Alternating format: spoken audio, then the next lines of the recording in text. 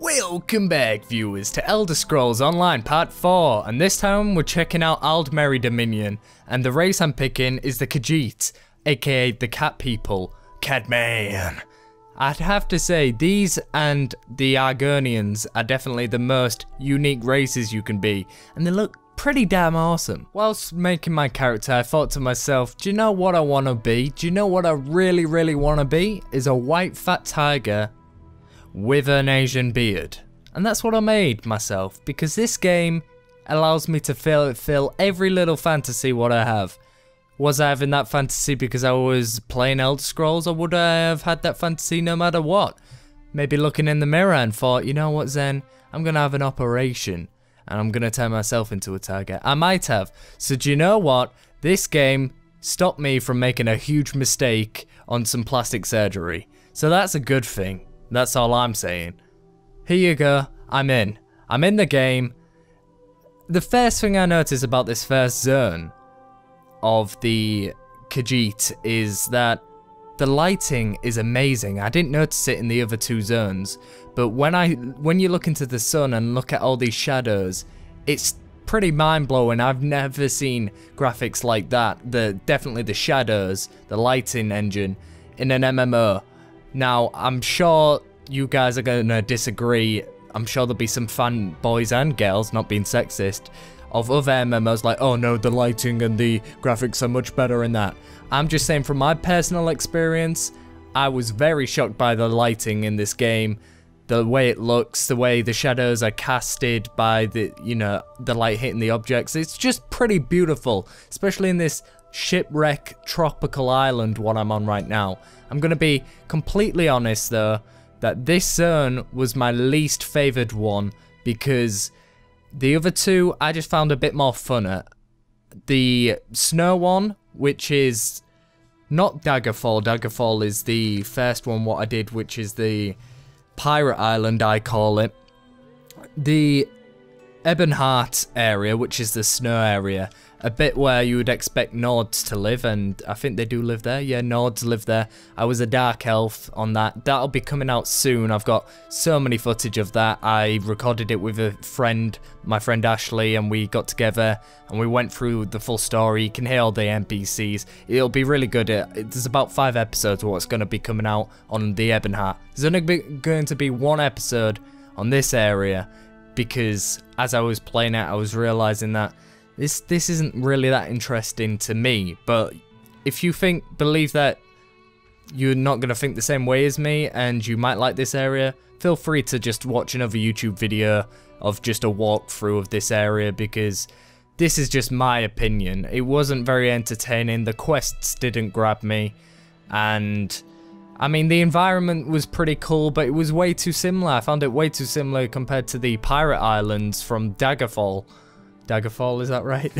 1 minute, let me look at my notes, yeah.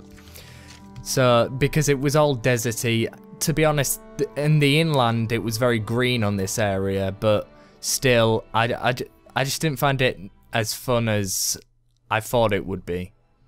The class what I'm playing as this character is the Dragon Knight, I'm pretty sure anyway, because I was trying to get through as many classes as I possibly can while I was able to have access to this beta, and I found the Dragon Knight pretty cool. The main, well, the first attack what I got was this grapple thing, which is very useful when you're a melee person, but later down the line I wanted to try out being an archer. Ooh, I'm dead. I was not wearing any armor there. This is just the armor what I began with. So don't be calling me noob, even though I am. Okay, I tried my best, taking on as many enemies as possible. So the main attack as this is this grapple hook, as in, come over here, from Mortal Kombat, which is Scorpion. And that's really cool if you're a melee person, but later down the line I become an archer, because I'm a sorcerer in the Ebonheart, which will be coming out soon with all those videos, and in the previous one I was the ninja guy, which is the dagger person. I can't remember what his class is, but you usually dual wield with that class. And so this one, I wanted to try out being an archer with a bow and arrow. Unfortunately, this class, I would say, was the least useful class to use a bow and arrow with, because that main attack is to pull people towards you when you really want distance being an archer. But I'm sure later down the line, if you level up, and because if you use skills over and over again, you can branch them off, change them, morph them to suit your needs. You get to really customize each little skill you have to your own liking, which you'll think you'll work better with, what increases your DPS in battle, which is cool. I like it, but the fact is, this class, what I picked here, the skills what I had to pick from at the beginning, they just weren't that useful when I start using my bow and arrow. When I get my bow and arrow and I equipped it, I think to myself, hey, why not go in first person mode, because you would think that would give you more accuracy, and if you're a bowman, it would be pretty cool to be in first person mode, because all you really need to know is what's in front of you, and what's you don't need to care about what's behind you, what you would really do if you're a warrior, because you're getting stuck in, but you're more trying to keep your distance if you're a ranger.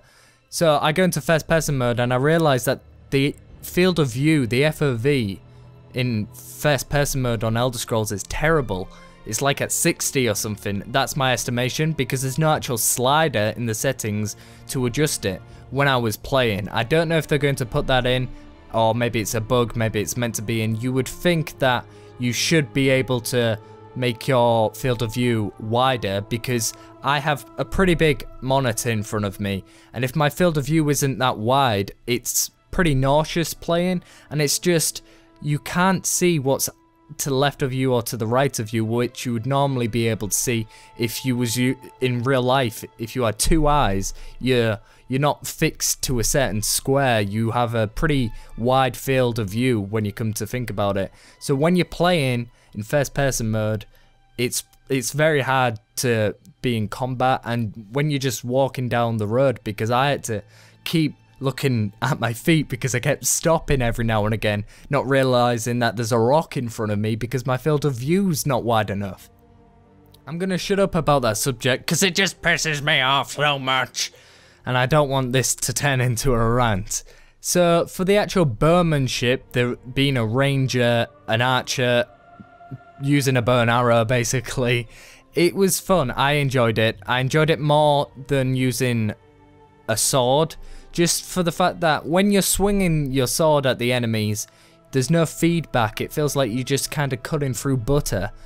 Your sword isn't bouncing off them, and you don't feel any oomph. If you chopping through an enemy, you want to feel like you're doing some damage, but you don't with that. All you're seeing is a few HP coming off them each time when you're chopping away.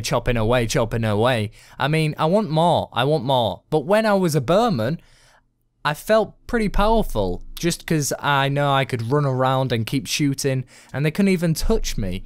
Now, obviously, I'm sure the enemies change further down the road, where they'll have dash abilities and maybe backstab abilities where they teleport behind you. And especially in PvP, I know that other players and other classes are able to like dash towards you very quickly. But being a bowman in PvE mode, it was pretty easy to kill enemies. It's fast. The combat is very fast in ESO. The fact that normally in MMOs you're grinding for a little while, and even though the enemy's lower than you and you know you can kill them, you still have to use a few attacks and they're not doing any damage to you. But in ESO it's different. You are doing a lot of damage, they're doing a lot of damage. So you can die to like a person maybe 2 levels above you, but you'll die very quickly. But if you level up 2 levels and you face that person again, you'll kill them pretty fast. It's like a fast combat system. It's not, oh, I'm grinding for about 2 minutes and oh, I died, let's do it again. It's, I'm killing you, you're dead in 2 seconds. And I like that. On a bit coming up soon, you'll notice that there's a tornado surrounding a little island what I'm swimming to. And the graphics on the tornado was so terrible, it's like PS1 graphics. I didn't understand, it didn't suit the rest of the game. The game looks beautiful, it's amazing, but there's this weird like plain kind of polygonic tornado semi-transparent thing going around this island, which looks terrible, and I don't know if that's a glitch because it was a beta. I'm running this on high graphics, very high actually, I think, and then you've got the next step, which is ultra, the final step. So the second from highest graphics settings, and the tornado looked like it came out of Mario 64's ass. I'm just saying, okay? Sort it out, Bethesda, ZeniMax, just sort it out. For all of you who wanted me to cover the Dominion in the same way I covered Daggerfall, in the sense of making free videos, leaving all the NPCs dialogue in and doing a live commentary, I'm sorry, but I just wasn't feeling it in this part of the game of the Dominion in the beginning. It didn't captivate me. That being said, I'm sure the next zones you go into, it can get better. It could even be even worse, because in Ebonheart, I loved the first zone, the second zone sucked, and the third zone was awesome. So I just wanted to make a quick video covering the Aldmeri Dominion rather than just leave it out totally. So you just get a little selection of this area. As I said, I didn't like it, but that doesn't mean you're not going to like it. So if you've got the game or you're going to buy the game, make sure you check it out, because I only played 2 hours of it and it could get really good later on. Like if you love me, subscribe to support me, check out all my links down below, leave a comment about the video, and make sure you check out the next upcoming Elder Scrolls videos, because they're by far the best I've done so far. Peace out.